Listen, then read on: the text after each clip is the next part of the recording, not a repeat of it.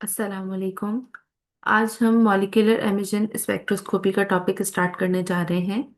इससे पहले हमने यूवी एब्जॉर्प्शन स्पेक्ट्रोस्कोपी का टॉपिक बहुत डिटेल में पढ़ा है, और उससे पहले मैंने आपको ये बताया था कि एब्जॉर्प्शन स्पेक्ट्रोस्कोपी और इमेजिंग स्पेक्ट्रोस्कोपी में क्या फ़र्क होता है। एब्जॉर्प्शन स्पेक्ट्रोस्कोपी में हमारे पास जो इंसिडेंट लाइट होती है उसको हम सैंपल को प्रोवाइड करते हैं। सैंपल उससे ग्राउंड स्टेट से एक्साइटेड स्टेट में जाता है, और जो रिमेनिंग लाइट होती है उसको हम डिटेक्टर पे देख लेते हैं कि जो इंसिडेंट लाइट थी उस वो कितनी थी और जो रिमेनिंग लाइट है वो कितनी है। उसको कंपेयर करके हमारे पास एक एब्जॉर्बेंस की वैल्यू आ जाती है कि कितनी लाइट सैंपल ने एब्जॉर्ब की थी। ठीक है। इमेजिंग स्पेक्ट्रोस्कोपी में हम क्या करते हैं कि हम सैंपल को लाइट यूवी रेडी जो भी रेडिएशन हम प्रोवाइड करते हैं, किसी भी तरह की इलेक्ट्रोमैग्नेटिक रेडिएशन, वो हम उसको प्रोवाइड करते हैं। और उसके बाद हम ये देखते हैं कि कंपाउंड ने एक्साइटेड स्टेट में जाने के बाद वापस ग्राउंड स्टेट में आने के लिए क्या किया। नॉर्मली यूवी स्पेक्ट्रोस्कोपी में क्या होता है, मैं आपको ये एक डायग्राम के थ्रू समझाती हूँ। अगर आप यहाँ पे ये इस फिगर को देखें तो यहाँ पे क्या हो रहा है कि जब कंपा जो भी इलेक्ट्रॉन है वो ग्राउंड स्टेट से एक्साइटेड स्टेट में जाता है, तो यूवी स्पेक्ट्रोस्कोपी के अंदर वो वापस ग्राउंड स्टेट में आने के लिए या तो एज अ हीट एनर्जी उस एनर्जी को लूज करता है, या फिर वो उसको अपनी वाइब्रेशनल एनर्जी में कन्वर्ट कर देता है। तो इस तरह से डिफरेंट स्टेप्स में वो ग्राउंड स्टेट में वापस आता है। लेकिन फ्लोरेसेंस में हम क्या करते हैं, या इमेजिंग स्पेक्ट्रोस्कोपी में क्या होता है कि जब इलेक्ट्रॉन ग्राउंड स्टेट से एक्साइटेड स्टेट में वापस जाता है तो पहले तो वो अपनी वाइब्रेशनल एनर्जी की सबसे लोएस्ट वैल्यू पर आता है। अभी आप देखें कि ये तमाम जितने भी हैं ये क्या है, एक्साइटेड स्टेट्स हैं इलेक्ट्रॉन की, जिसके अंदर डिफरेंट वाइब्रेशनल लेवल है, जिसमें से लोएस्ट क्या है, वी नॉट।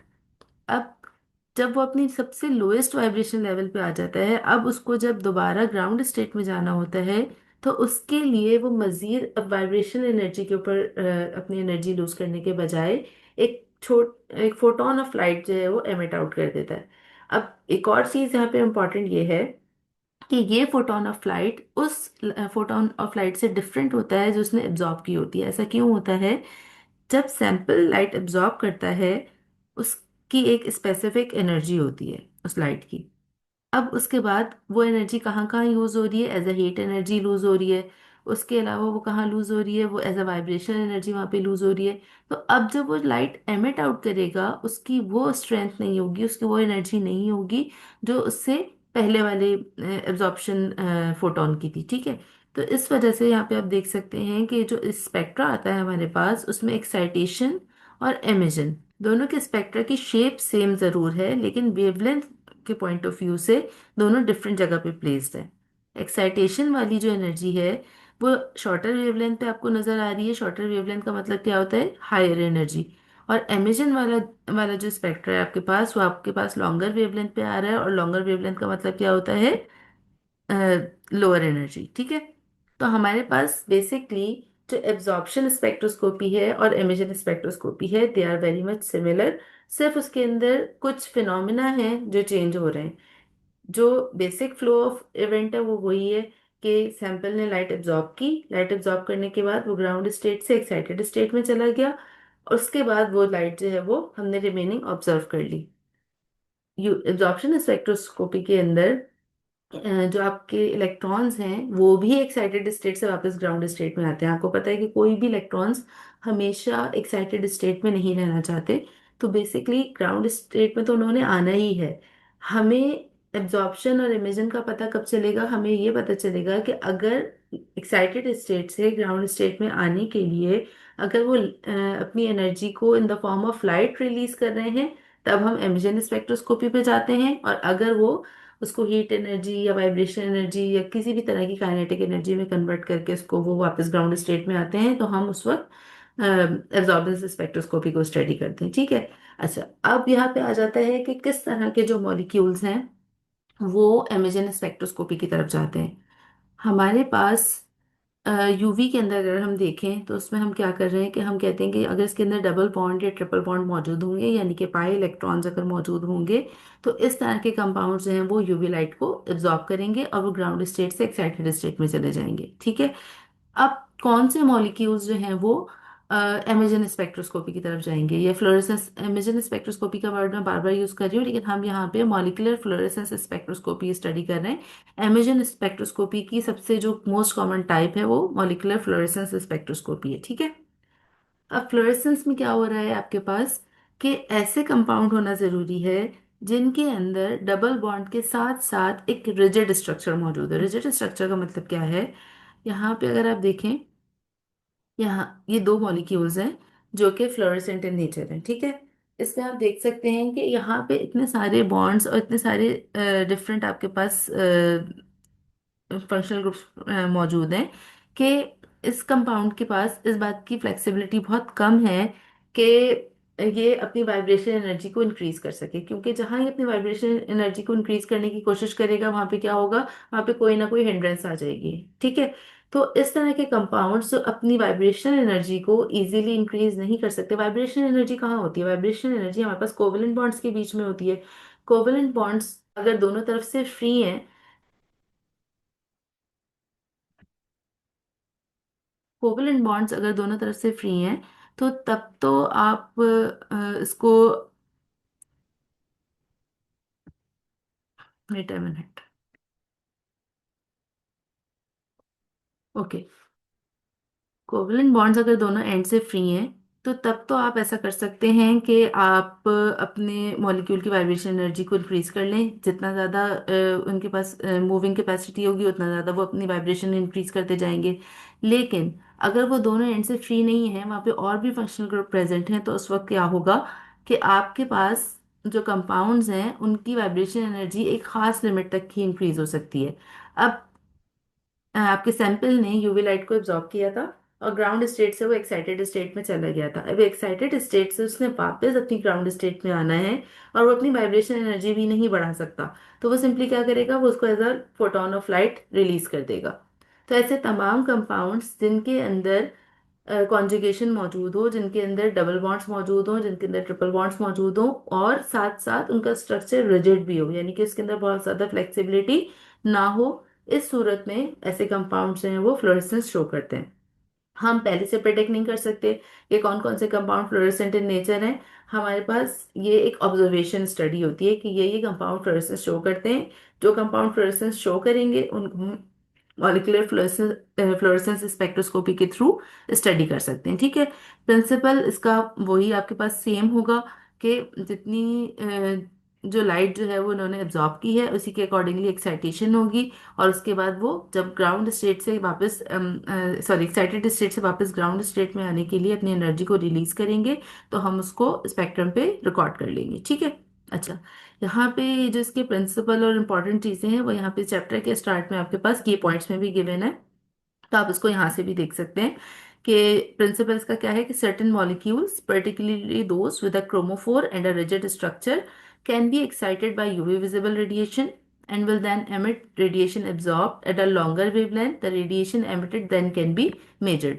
लॉन्गर वेवलेंथ पे क्यों होगा, अभी मैंने आपको एक्सप्लेन किया ये सारी बात कि लॉन्गर वेवलेंथ पे ये इसलिए होगा ताकि क्योंकि जो उसकी एब्जॉर्प्शन वाली एनर्जी थी वो एज इट इज एमिट नहीं हो जाती, वो कहीं ना कहीं लूज हो रही होती है एज हीट एनर्जी और वाइब्रेशनल एनर्जी, ठीक है। अच्छा, अब ये प्रिंसिपल के बाद हम दूसरी चीज जिस पे आते हैं वो है उसकी इंस्ट्रूमेंटेशन। इंस्ट्रूमेंटेशन अगेन हम पहले भी बहुत दफा ये बात कर चुके हैं कि जितने भी स्पेक्ट्रोफोटोमीटर्स हैं उनकी जो जनरल इंस्ट्रूमेंटेशन है वो सेम रहती है। यहाँ पे हमें क्योंकि दो तरह की लाइट को ऑब्जर्व करना होता है, तो यहाँ पे हमारे पास जो डिटेक्टर है वो भी हमें दो तरह का चाहिए होता है, ठीक है। तो अब यहाँ पे सबसे पहले, अच्छा, एक और चीज़ यहाँ पे जो चेंज हो रही होती है वो है इसकी रेडिएशन सोर्स। रेडिएशन सोर्स हमारे पास ऐसी होनी चाहिए जो उसको यूवी विजिबल रेंज के अंदर एनर्जी प्रोवाइड करे, ठीक है। क्योंकि हमें क्या करना है, यहाँ पे इलेक्ट्रॉनिक एक्साइटेशन करनी है। इलेक्ट्रॉनिक एक्साइटेशन आपको पता है कि इलेक्ट्रोमैग्नेटिक रेडिएशंस में से सिर्फ यूवी और विजिबल से ही इलेक्ट्रॉनिक एक्साइटेशन होती है। तो यहाँ पे लेकिन हम ड्यूटेरियम या टंगस्टन फिलामेंट लैंप आमतौर पे यूज नहीं करते हैं, क्योंकि उनकी रेंज बहुत ज़्यादा होती है। हमें एब्जॉर्प्शन स्पेक्ट्रा रिकॉर्ड नहीं करना है, हमें सिर्फ उसको एक्साइट करना है, उसके बाद हमें देखना है कि वो किस तरह का फ्लोरेसेंस शो करेगा। तो हमारा मेन मकसद ये है कि उसको फ्लोरेसेंस शो करानी है। तो हम एक लिमिटेड रेंज का यहाँ पे रेडिएशन सोर्स यूज करते हैं which is quartz halogen lamp. Quartz halogen lamp की जो रेडिएशन लिमिट है वो है 300 to 400 नैनोमीटर। इस रेंज में ये एनर्जी प्रोवाइड करता है। और जितनी भी एनर्जी ये प्रोवाइड करेगा उससे क्या होगा, एक्साइटेशन हो जाएगी, और एक्साइटेशन के बाद जो एमिशन होगी उसको हम रिकॉर्ड करेंगे, ठीक है। अच्छा, अब यहाँ पे इम्पोर्टेंट बात क्या है कि यहाँ पे दो तरह की लाइट्स जो हैं वो सैंपल से निकल रही हैं। एक तो वो लाइट जो एब्जॉर्ब होने के बाद बाकी बची थी, और दूसरी वो लाइट जो सैंपल ने एमिट की है। अब इन दोनों के जो बीच में डिफरेंस होता है वो बहुत ही कम नैनो सेकेंड्स का होता है। तो उसकी वजह से हमें दोनों लाइट्स आपस में मिक्सअप ना हो जाए, फिर भी वो हो जाती हैं, लेकिन मिनिमम उनके अंदर इंटरफेरेंस आए उसके लिए हम क्या करते हैं कि जो एमिटेड लाइट होती है उसको हम रिकॉर्ड करते हैं एट 90 डिग्री। ठीक है, ये वाली जो लाइट है, जो एब्जॉर्बेंस वाली लाइट है, वो यहाँ से आपने इसको रेडिएशन सोर्स प्रोवाइड की, यहाँ पे सैंपल आपका मौजूद है। इसकी जो लाइट ऑब्जर्व होगी वो यहाँ पे ऑब्जर्व होगी। ठीक है, और यहाँ पे आपके पास एक मिरर दिया हुआ होता है, जिसकी वजह से क्या होगा कि ये वाली जो लाइट है, जो एमिटेड लाइट है, वो रिफ्लेक्ट बैक होके यहाँ पर आ जाएगी, और इसको आप एक दूसरे डिटेक्टर के ऊपर डिटेक्ट कर लेते हैं। ठीक है, तो इसके अंदर बस ये थोड़े से माइनर चेंजेस होते हैं। बाकी इसका जो डिटेक्टर है वो वही पीडीए डिटेक्टर्स हम यूज़ करते हैं, या हम यहाँ पे फोटो मल्टीप्लायर ट्यूब्स यूज़ कर सकते हैं। लेकिन बाकी तमाम चीज़ें इसके अंदर यहाँ पे सेम रहती हैं। रेडिएशन सोर्स चेंज होगी, क्वार्ट्ज हैलोजन लैंप हम यहाँ पे यूज़ करेंगे, और उसके अलावा यहाँ पे हम दो मोनोक्रोमेटर्स यूज़ करेंगे। एक मोनोक्रोमेटर क्या करेगा, वेवलेंथ की सिलेक्शन करेगा सैंपल में जाने के लिए। दूसरा मोनोक्रोमेटर क्या करेगा, वो वेवलेंथ को सिलेक्ट करेगा जो कि एमिट आउट हुई है। ठीक है, और उसके बाद हम डिटेक्टर के पास उसको भेज के उसको स्टडी कर लेंगे। तो ये इसका इंस्ट्रूमेंटेशन में एक माइनर सा चेंज है। अच्छा, एक और इम्पॉर्टेंट चीज़ जो मुझे आपको बतानी थी कि ये वाली चीज़ जो मैंने आपको एक्सप्लेन की है ना, कि ये जो शिफ्ट आ रहा है वेवलेंथ के अंदर, ये एक्साइटेशन वेवलेंथ और एमिशन वेवलेंथ, इसके अंदर जो डिफरेंस है इसको हम कहते हैं स्टोक्स शिफ्ट। ठीक है, STOKE, स्टोक साइंटिस्ट का नाम है। स्टोक्स शिफ्ट के हम इसको कहते हैं। स्टोक्स शिफ्ट क्या है कि जो एब्जॉर्प्शन स्पेक्ट्रा है, जो आपका एक्साइटेशन स्पेक्ट्रा है, वो आपके पास आता है एट अ शॉर्टर वेवलेंथ, और आफ्टर एब्जॉर्बेंस, जो जब वो एक्साइटेड स्टेट से दोबारा ग्राउंड स्टेट में जा रहा होता है, तो उसके बाद वो कुछ एनर्जी को लूज कर लेता है, जिसकी वजह से जो आपका इमेजन स्पेक्ट्रा है, it is observed as a longer wavelength. तो ये जो शॉर्टर से जो लॉन्गर पे शिफ्ट हो रहा है इसको आप कहते हैं स्टोक्स शिफ्ट। ठीक है। अच्छा, यहाँ पे भी हम इसको, इस डायग्राम को भी एक दफा देख लेते हैं कि यहाँ पे आपके पास इलेक्ट्रॉनिक ग्राउंड स्टेट के डिफरेंट लेवल्स हैं। जिस इलेक्ट्रॉन की सबसे कम वाइब्रेशन एनर्जी होगी वो कहाँ पे होगा, आपके पास V0 पर होगा। फिर आपके पास V1 है, V2, V3, V4, V5, V6 onwards. ठीक है, ये डिफरेंट आपके पास वाइब्रेशन एनर्जी के लेवल्स हैं, जो कि ग्राउंड स्टेट के लेवल्स हैं, लेकिन वाइब्रेशन एनर्जी उनकी कम ज्यादा हो रही है। अब जैसे ही कोई इलेक्ट्रॉन एक्साइट हुआ, वो फॉर एग्जाम्पल यहाँ पे V4 पर आ गया। ठीक है, एक्साइट होने के बाद वो V3, V4 जहाँ पे भी चला गया, किसी भी एक्साइटेशन के लेवल पे चला गया। अब वहां से फ्लोरेसेंस से पहले क्या होगा कि हर इलेक्ट्रॉन को अपने V0 पे आना जरूरी है। हमेशा जब तक इलेक्ट्रॉन लोएस्ट वाइब्रेशनल स्टेट पर नहीं आएगा, उस वक्त तक वो अपना जो फोटोन ऑफ लाइट है वो एमिट नहीं करेगा। तो इलेक्ट्रॉन एक्साइट होने के बाद क्या करेगा, सबसे पहले वो अपनी एनर्जी को, एक्स्ट्रा एनर्जी को इंटरनल कोलिजन्स के जरिए या वाइब्रेशन एनर्जी को इंक्रीज करके अपने V0 पर आ जाएगा। जैसे ही वो अपने V0 पर आएगा उसके बाद वो फोटोन ऑफ लाइट रिलीज करेगा, और फोटोन ऑफ लाइट रिलीज करने के बाद वो यहाँ पे आपके पास V4 पर भी आ सकता है, V3 पे भी आ सकता है, V2 पे भी, V1 पे भी, और V0 पे भी। अब ये जो डिफरेंट वाइब्रेशनल एनर्जी के लेवल हैं, इस पे वो क्यों आ रहा है, इसको आप इस तरह से अंडरस्टैंड कर सकते हैं कि अगर कोई रूफ टॉप पे खड़ा हुआ हो और उसके बाद वो नीचे गिरे। ठीक है, तो नीचे गिरने के बाद ये उसकी चॉइस नहीं होती कि वो कहाँ जाके गिरेगा। वो जहां पे भी उसकी एंगल, उसकी प्रोबेबिलिटी जहां पे भी गिरने की होगी, जो उस वक्त गिरने का उसका एंगल होगा, जो उसकी पोजीशन होगी, उसके फीट कहाँ लैंड कर रहे हैं, तो ये तमाम चीजें उसको अफेक्ट करेंगी। तो यहाँ पे इलेक्ट्रॉन के साथ भी ऐसा ही है कि जब वो V0 से वापस ग्राउंड स्टेट में फॉल करता है, तो वो किसी भी वाइब्रेशन एनर्जी के लेवल पर आ सकता है, लेकिन इवेंचुअली वो कहाँ जाएगा, V0 पर ही जाएगा। लेकिन जब वाइब्रेशनल एनर्जी के अंदर आपके अंदर चेंजेस हो रहे होते हैं ना, वाइब्रेशन एनर्जी के अंदर जितना भी आपकी एनर्जी लूज हो रही होती है, वो इस फोटोन ऑफ लाइट रिलीज नहीं होती। फोटोन ऑफ लाइट सिर्फ कब रिलीज होगा, जब आपका इलेक्ट्रॉन एक्साइटेड स्टेट की लोएस्ट वाइब्रेशनल एनर्जी लेवल से ग्राउंड स्टेट के किसी भी वाइब्रेशनल एनर्जी लेवल पर आएगा। ठीक है, जब तक आपका इलेक्ट्रॉन वाइब्रेशन लेवल्स के ही अंदर सर्कुलेट कर रहा है, उस वक्त तक उसमें से फोटोन ऑफ लाइट इमिट नहीं होगा, चाहे वो एक्साइटेड स्टेट में हो, चाहे वो ग्राउंड स्टेट में हो। सिर्फ और सिर्फ कब रिलीज होगा, जब we not of the excited state से वो आ रहा है ग्राउंड स्टेट के किसी भी वाइब्रेशन लेवल पे। ठीक है।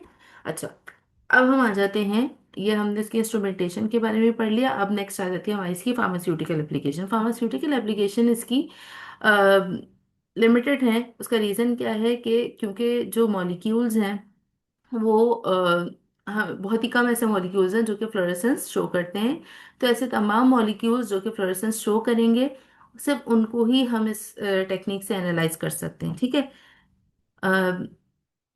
यहाँ पे कुछ एग्जाम्पल ऑफ ड्रग्स हैं जो कि फ्लोरेसेंस स्पेक्ट्रम का होता है, और उनकी लिमिट ऑफ डिटेक्शन भी आपको यहाँ पे दी हुई है कि कम से कम उनकी कितनी क्वांटिटी होगी जिसको आप डिटेक्ट कर सकते हैं। ठीक है। मेथड जिसके भी वही यूवी की तरह के मेथड्स होंगे। अच्छा, कुछ फैक्टर्स हैं जो कि फ्लोरेसेंस इंटेंसिटी को अफेक्ट करते हैं। इसको आपने देखना है। सबसे पहला आपका फैक्टर क्या है? If the concentration of a solution prepared for fluorescence measurement is too high। अच्छा, यहाँ पे ये चीज़ इंपॉर्टेंट है कि यूवी एब्जॉर्बेंस के अंदर मैंने आपको ये बात बताई थी कि एब्जॉर्बेंस की वैल्यू 0.5 से 1.5 के बीच में होगी तो ही हम कंसेंट्रेशन को चूज करेंगे। यहाँ पे जब हम फ्लोरेसेंस की बात करते हैं तो फ्लोरेसेंस के लिए हमें बहुत ही कम एब्जॉर्बेंस वाले सोल्यूशंस चाहिए होते हैं, यानी कि उसकी कम से कम ज़्यादा से ज़्यादा जो इसकी एब्जॉर्बेंस है वो 0.02 से भी कम होनी चाहिए। मतलब हम कहाँ 0.5 की बात कर रहे हैं और यहाँ पे इसकी एब्जॉर्बेंस कितनी कम होनी चाहिए? 0.02। क्योंकि अगर कंसंट्रेशन बहुत हाई होगी तो क्या होगा कि आपको पता है कि कंपाउंड जो एनर्जी लूज कर रहा है, जो एमिट कर रहा है, वो अगेन उसके एक्साइटेशन के अंदर ही यूज हो जाएगी। तो इस वजह से हम यहाँ पे इस चीज़ का ख्याल रखते हैं कि जो हमारा सोल्यूशन है वो बहुत ही लेस कंसंट्रेटेड हो, बहुत ही कम उसकी कंसंट्रेशन, उसके अंदर अमाउंट बहुत कम हो एब्जॉर्बिंग स्पीशीज का। एज कम्पेयर टू यूवी स्पेक्ट्रोस्कोमेट्री हम 10 to 100 टाइम्स वीकर कंसंट्रेशन का सोल्यूशन बनाते हैं। ठीक है। अच्छा, दूसरा इसका फैक्टर क्या है जो इससे फ्लोरेसेंस इंटेंसिटी को अफेक्ट करता है कि अगर हैवी एटम्स प्रेजेंट होंगे सोल्यूशन के अंदर तो वो भी फ्लोरेसेंस को क्वेंच कर देंगे। क्यों क्वेंच कर देंगे? क्योंकि जो एक्साइटेड मॉलिक्यूल्स हैं वो जब हैवी एटम से टकराएंगे, आपको पता है कि कोलिजन की वजह से भी एनर्जी लूज होती है। जब एनर्जी लूज हो जाएगी तो उसको फोटोन ऑफ लाइट रिलीज करने की जरूरत नहीं पड़ेगी, क्योंकि photon of light in the first place release इस वजह से हो रहा है कि उसको वापस ग्राउंड स्टेट में आना है, एनर्जी लूज करनी है। तो एनर्जी अगर कोलाइड करके लूज हो जाएगी तो उसको फिर जरूरत नहीं पड़ेगी। ठीक है। अच्छा, उसके अलावा अगर केमिकल कॉम्प्लेक्स फॉर्मेशन हो रही है सोल्यूशन के साथ तब भी ये प्रॉब्लम आ सकता है। जैसे राइबोफ्लेविन जो है वो the presence of caffeine in solution reduces the fluorescence of riboflavin. अगर कैफीन प्रेजेंट होगी तो जो राइबोफ्लेविन की डिटेक्शन है वो रिड्यूस हो जाती है due to the complex formation. फिर टेम्परेचर डिपेंडेंट भी होता है। टेम्परेचर जो है वो लॉस ऑफ एक्साइटेशन कॉज कर सकता है by collision and bond vibration. तो इसकी वजह से भी इसको जो रूम टेम्परेचर पे कंपाउंड फ्लोरेसेंट नहीं होगा और लोअर टेम्परेचर पे हो सकता है, तो इसको का हमें ख्याल रखना होगा कि हम किस टेम्परेचर पे वर्किंग कर रहे हैं। ठीक है। Then the applications of fluorescence spectrometry, आप जो भी फ्लोरेसेंट कंपाउंड्स हैं उनको उनकी डोजेज फॉर्म में भी डिटेक्ट कर सकते हैं। यहाँ पे आपके पास एक पूरा मेथड दिया हुआ है, इसको आप अच्छे तरीके से रीड करेंगे। कैलकुलेशंस आपने नहीं करनी है, लेकिन आपने इस प्रोसेस को समझना है कि किस तरह से फ्लोरेसेंट को हम फ्लोरेसेंस स्पेक्ट्रोस्कोपी को एज अ मेथड हम यूज करते हैं। जितने मैंने आपको यूवी में एप्लीकेशंस बताई थी, यहाँ पे भी वही तमाम एप्लीकेशंस अप्लाई हो रही हैं। सिर्फ फर्क क्या है कि यूवी में हमारे पास बहुत सारे एक लार्ज नंबर ऑफ मॉलिक्यूल्स हम एनालाइज कर सकते हैं। यहाँ पे हम सिर्फ उन मॉलिक्यूल्स को एनालाइज कर सकते हैं जो कि फ्लोरेसेंट इन नेचर है। ठीक है। अच्छा, एक तो ये जो चैप्टर 7 है इसको आपने कंप्लीट यहाँ तक स्टडी करना है अप टू पेज नंबर 157। ठीक है। जो टेबल 7.2 आपको गिवन है, यहाँ तक आपने इसको स्टडी करना है फ्रॉम द स्टार्ट।